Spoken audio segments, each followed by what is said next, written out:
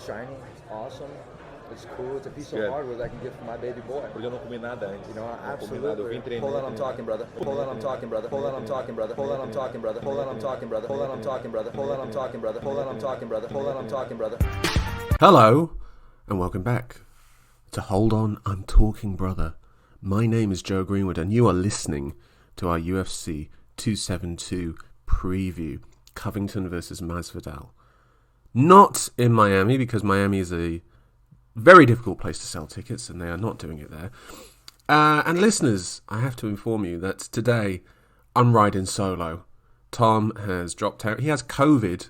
Very convenient that he's done that, knowing that I would have won the predictions game this time round. He knows it. He knows it, so he ducked it. Like, let's be honest. He's Aljamain Sterling this. You know, oh no, I've got COVID, I can't talk. You can certainly text, can't you? Yeah, that's what I thought, Tom. Anyway, listeners, UFC 272, we're going to go straight into this. Let me set it up. How it normally works is that myself and Tom, my co-host, who is not here because he has COVID, would make predictions. We would talk about each fight. We would pick a fighter who we think is going to win, and if you get that correct, you get 1 point, and if you get the method of victory correct as well, you get 2 points. Very simple process. Now, since it's just me by myself, I'm going to keep this short and sweet. You know, like a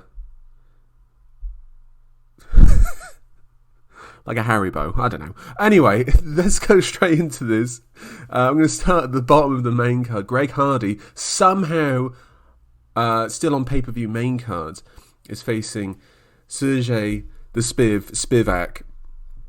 Spivak, for me, most well known as the guy who beat up Tuivasa in Australia in rather humiliating and exposing circumstances.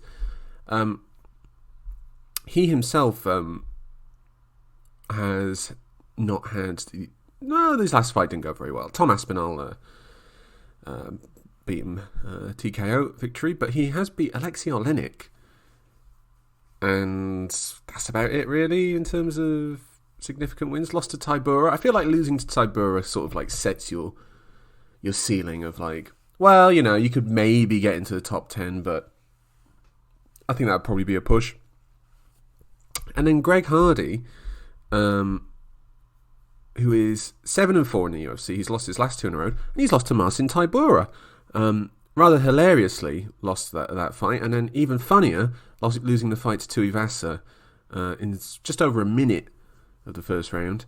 I say it's hilarious. Some people think that's not nice to laugh at a man getting knocked out. When it's Greg Hardy, he kind of deserves it. Hardy is a big lump.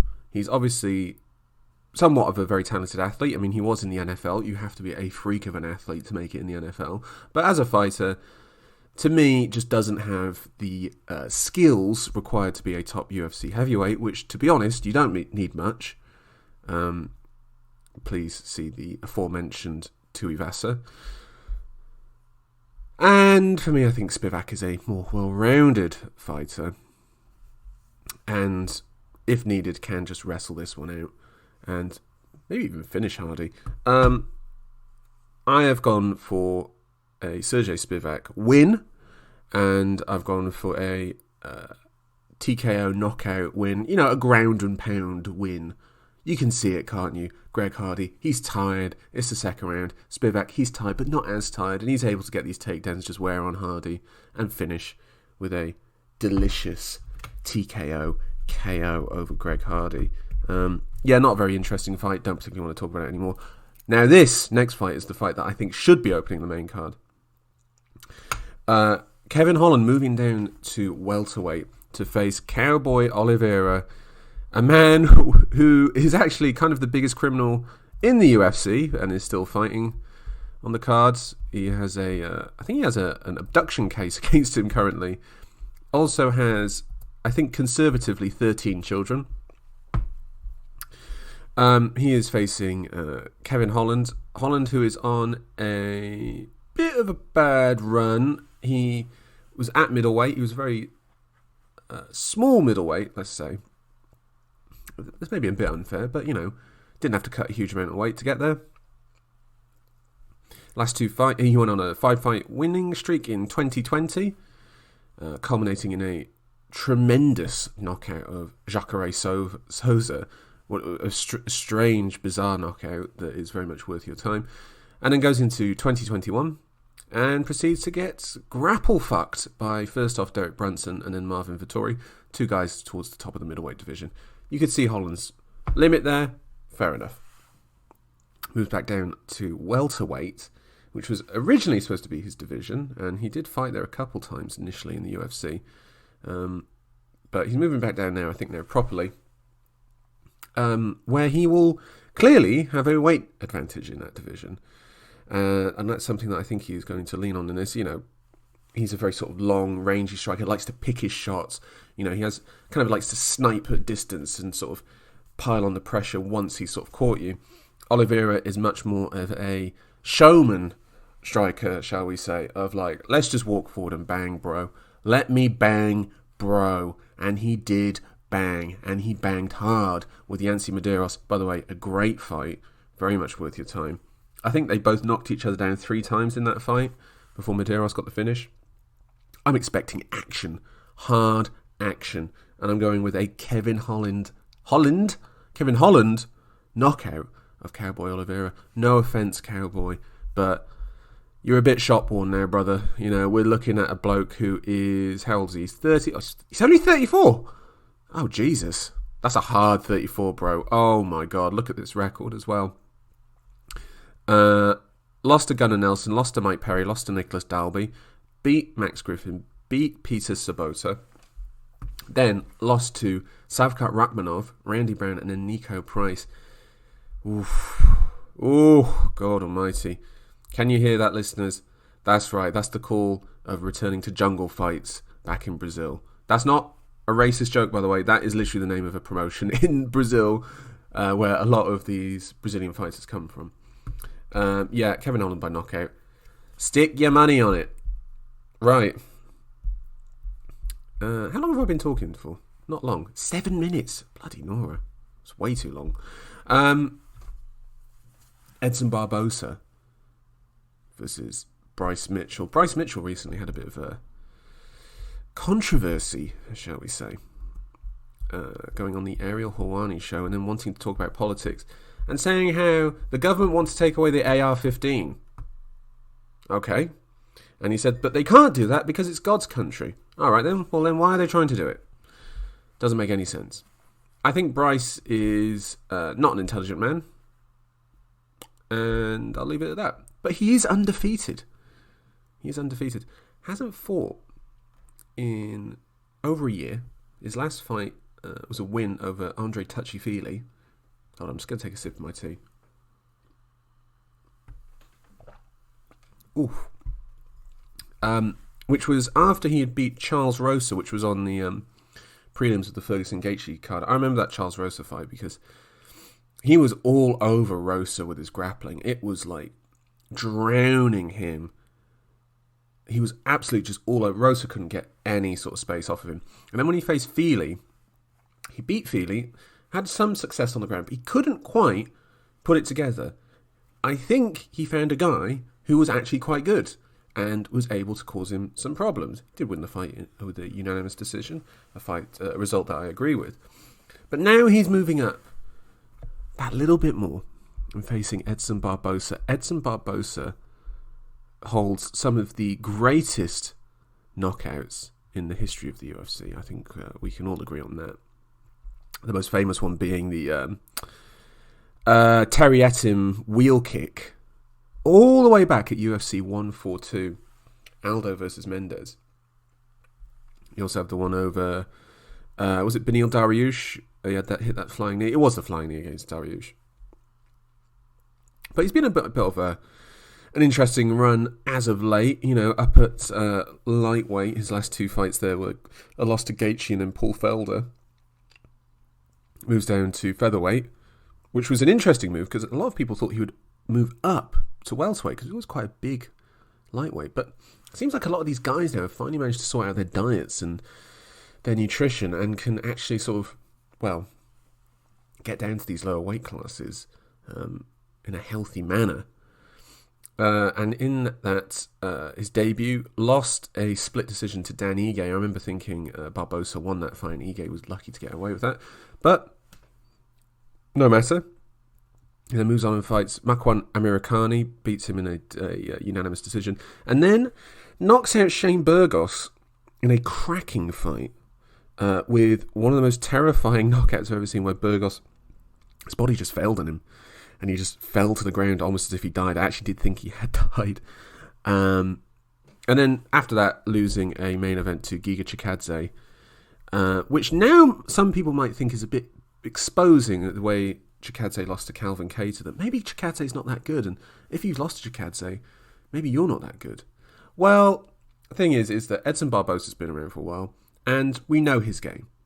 Strong, heavy kicks to the body, which he can then set up and then move to the head. The best way to fight an Edson Barbosa was shown by Khabib Nurmagomedov. Pressure him, make him go backwards, make sure he can't set his feet and start throwing his kicks, and take him to the ground and wear him out. I mean, that fight was just legendary for the faces Barbosa was pulling of like, oh my God, I can't believe what this guy is doing to me. Like, actually, I can't breathe. And Bryce Mitchell is a grappler and a wrestler. That is his forte. Now, here is the interesting part. Barbosa was a big lightweight, and now he is a big featherweight. Bryce Mitchell could, in theory, I think, maybe even make it down to bantamweight. He's not a big featherweight.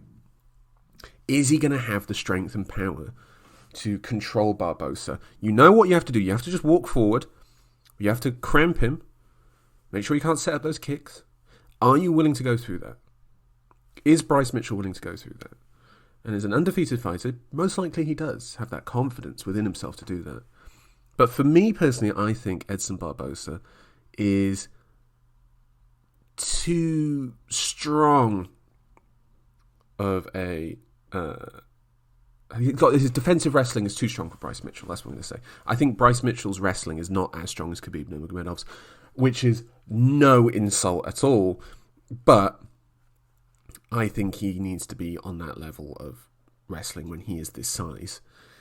And so I've gone for an Edson Barbosa by decision, a slightly controversial pick, I believe. I think Mitchell's quite a strong favourite for this fight, but I'm going to go with Barbosa.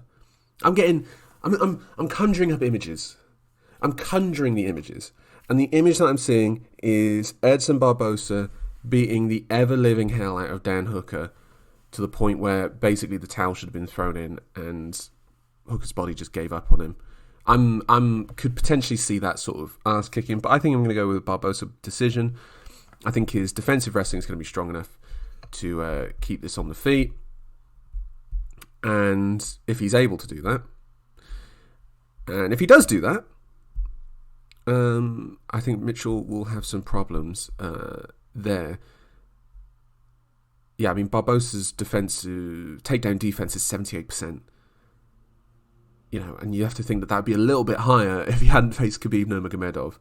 So, Edson Barbosa for me by decision. Right, co-main event time. A fight that should have been is obviously RDA versus Rafael Fiziev. RDA obviously being Rafael dos Anjos.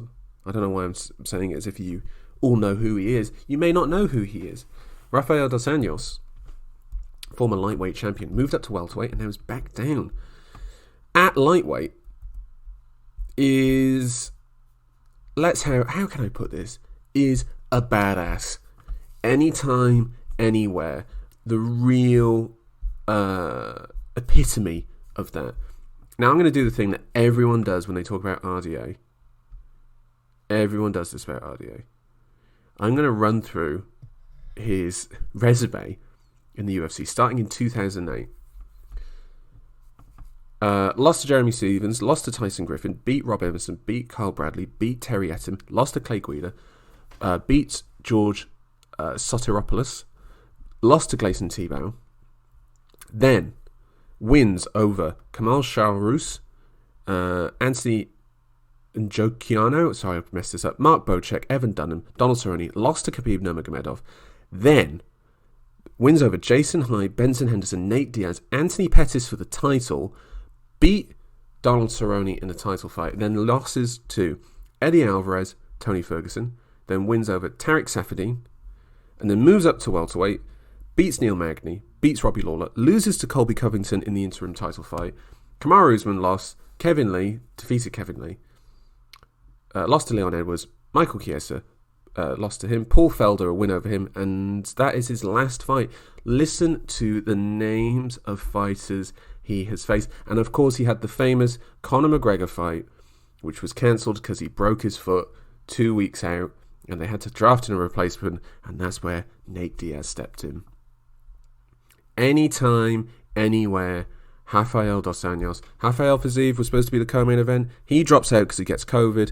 And in steps Renato Moicano on a 2-fight win streak, most recently fighting on the last pay-per-view, Adesanya versus Whittaker, where he beat Alexander Hernandez. And now the talk is starting to be, is Moicano a potential dark horse in the lightweight division? And listeners, I am here to tell you that he is not a dark horse for the lightweight division. His 2 wins in a row, Jai Herbert by rear naked choke, and then Alexander Hernandez by rear naked choke. Jai Herbert and Alexander Hernandez. That does not make a dark horse. Listeners, quite obviously, I'm going for Rafael Dos Anjos to win this fight. And I'm going by TKO. This is a 5-round fight. It's a 5-round fight. RDA has time. Moicano, I don't think has he ever fought in a 5-round fight? I don't think he has. Anyway, I'm going for RDA. I think his speed, movement, his experience in these fights as well, that is so important. Listen, I just don't think Moicano is on his level. I think that's a fair thing to say. Although, if I'm proven wrong, I'm happy to be wrong with these things. I like it when a guy puts it together late in his career, or later in his career after having some stumbles in there. But I'm going with an RDA. I'm going with a TKO. He's fresh. He's ready to go. Moicano, I don't know, man. Like, this is another issue that I want to talk about, is that I just dislike short notice fights. Is it worth having RDA fighting on this card against a guy who's had not even a week to prepare for it? I want to see Renato Moicano versus Rafael Dos Anjos at their absolute best. And this is not them facing off each other at their absolute best. It's just a little bit disappointing, and I think you can all agree on that. Right, main event time. The fight that we all care about. Or maybe you don't care about anymore after that press conference last night, which was awful. A terrible, terrible press conferences. Most of the press conferences are terrible. But that one was especially bad. It's just cringe. Like, oh God, just appalling. Absolutely appalling. Right. Friends turn rivals, yada, yada, yada. We all know the story. Now, I'll give you the proper rundown. Colby Covington. Hold on, let me take a second sip of my tea. Okay. Colby Covington joins American Top Team as an amateur fighter and befriends Jorge Masvidal, who at that time is a professional fighter, fighting in Strikeforce. They become best friends. Covington starts fighting in the UFC. They corner each other. They're like brothers, you know. And Covington eventually wins the interim welterweight title, and that's where he claims that their beef started because George Masvidal was jealous. Jorge, or George, I'm going to switch between the two, switching stance, claims that that was when Colby was supposed to pay his coach, a friend of Masvidal, someone who's coached Masvidal his entire career, and he didn't do it. He didn't do it, and George took that shit personally. And, well, listeners, they've been at each other's throats now for nearly 2 years. And initially I wasn't hyped for this fight. I mean, it's a bit of a whatever. It's a bit of a fight night card, let's be honest with you. This is not a huge... This doesn't feel important to me. You know, these are two guys that have both lost twice to Kamaru Usman. I mean, what is the end result of this fight? Is the winner of this going to face Usman for a third time? I mean, I think they could potentially be on that road. But whether they deserve it after beating one of their beating each other, is that justifiable enough for a title shot? Most likely not, no. Let's talk about their styles. I mean, there's pretty classic matchup here. Wrestler versus striker. Obviously, it's not that simple. Covington is an output fighter. His fights are based around getting the output out there. And to be honest, he does land a huge amount. Does land a lot, but he also misses a lot. And it seems that he's happy to do that. He's happy to miss as long as he's then able to put him into a position to then continue striking. Lots of kicks to the body, front kicks to the body. That's what he likes to aim for. And when he lands his takedowns, and he's happy to let you start to get up and whatever else, because then he will trip and sweep you back down to that position, starting position, and he uses that to then land some ground and pound. But it's mostly about tiring you out, making you quit, making you give up on yourself. That is what Covington wants to do. He wants to tire you out by just chaining these wrestling takedowns over and over and over again. That is his game plan. It's just to wear you down until you can't take it anymore. You know, he doesn't quite have the viciousness of his sort of ground and pound, but he doesn't have pillow hands. You know, he's got some decent striking. Masvidal, on the other hand, he is despite his out of the cage persona, is a cerebral striker. If he lands on you and hurts you, he's not going to come rushing in to try and finish it. He's going to wait, he's going to pick his shots, and he's going to try and finish you off, in a measured way. He's a very adaptable fighter as well. I mean, obviously the Askren knockout is, incredibly famous, but I think, there's not really much that you can say about it other than, oh my God, that's amazing. Stuff like the Till knockout, the Darren Till knockout, the way he adapted to Till, took those like step run up knockout that he landed on him, and you can see him build up to that of like, took one step, landed on him, took two steps, landed on him, and then he was able to get three and basically run up and land Till on Till and swarm him with these shots, landing with like a left hook that Till was just not braced for because Till left his chin up in the air. Masvidal adapted to that within the fight. And that is his greatest skill, his adaptability with his striking, because he has that variety, because he has that experience. He can adapt to what is in front of him. Whereas with Covington, we kind of know what his game plan is going to be. Kicks to the bodies, takedowns, ground and pound, try and just wear you down from that. Take your back, likes to take the back, and then have his back to the cage so that you can't use it to break away. He can then trip you, push you into the open mat space, and work on you from there. That's to get this it's kind of like a cable grip, basically, around the waist, trips, throws down to the ground. Does Masvidal have the engine to match Covington? Masvidal's 37 years old. Covington's 34. Masvidal's 37 in welterweight. Oof, that is not a division to be 37 years old. That is a tough division to be that age and to be at the top of the rankings. He's number 6 in the rankings currently, so that puts him in that sort of Gilbert Burns, Luque, Chimaev, Edwards range. And when I think about those fighters, would Masvidal beat those fighters? Maybe Luque? Oh, when is Vicente Luque going to fight again? God. Vicente Luque owns. Oh my God. Luque versus Usman, give it to me, please. Anyway, yes. So what is it going to be? Is it going to be Masvidal's adaptive striking? Or will it be Covington's cardio and chain takedowns? For me, listeners, I think it's pretty obvious. I think Masvidal's in for a long night. I think Covington will win this fight by decision. And he's going to use this to try and humiliate Masvidal. If we're going to take the character sort of... seriously, he's going to go for that. He just has a lot of control time. I mean, he just controls his fights. Like let's go from the Let's go from the Brian Barberina fight. No, maybe the Max Griffin fight. Here we go, the Max Griffin fight. So control time. So from after taking someone down, how much percentage of time did he have control over them with the wrestling? Max Griffin fight, 82%.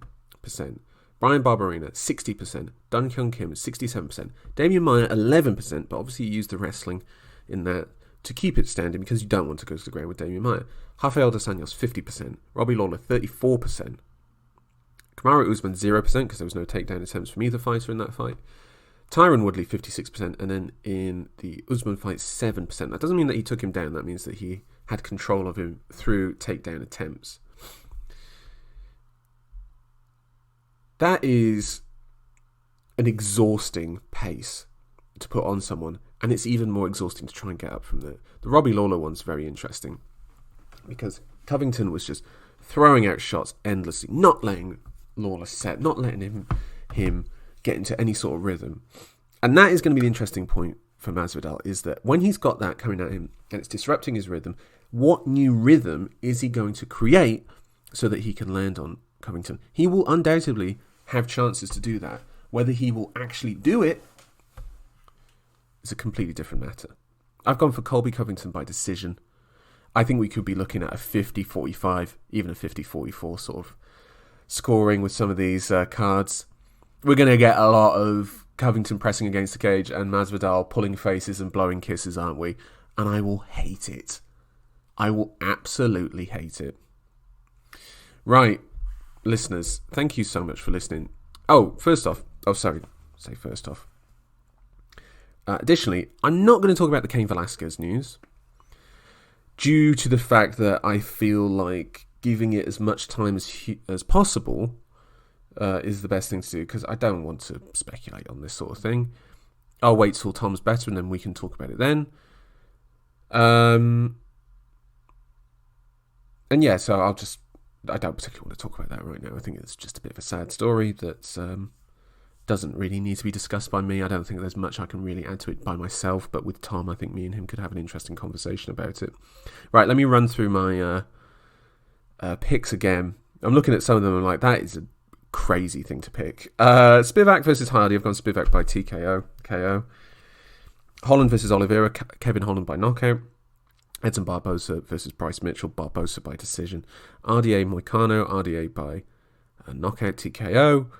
And then Covington versus Masvidal. Colby Covington by decision. Right. Listeners, oh my God, I can't believe I've done this by myself. Just under 28 minutes. And let's try and keep it under 28 minutes as much as possible. Thank you very much for listening. Tom will be back next week when we will break down this card in excruciating detail. All I can do is say, Tom, I hope you feel better soon. We're not going to go into 28 minutes, but whatever. Tom, I hope you feel better soon. We miss you on Hold On, I'm Talking Brother. And listeners, thank you so much for joining me. As always a pleasure and never a chore for me.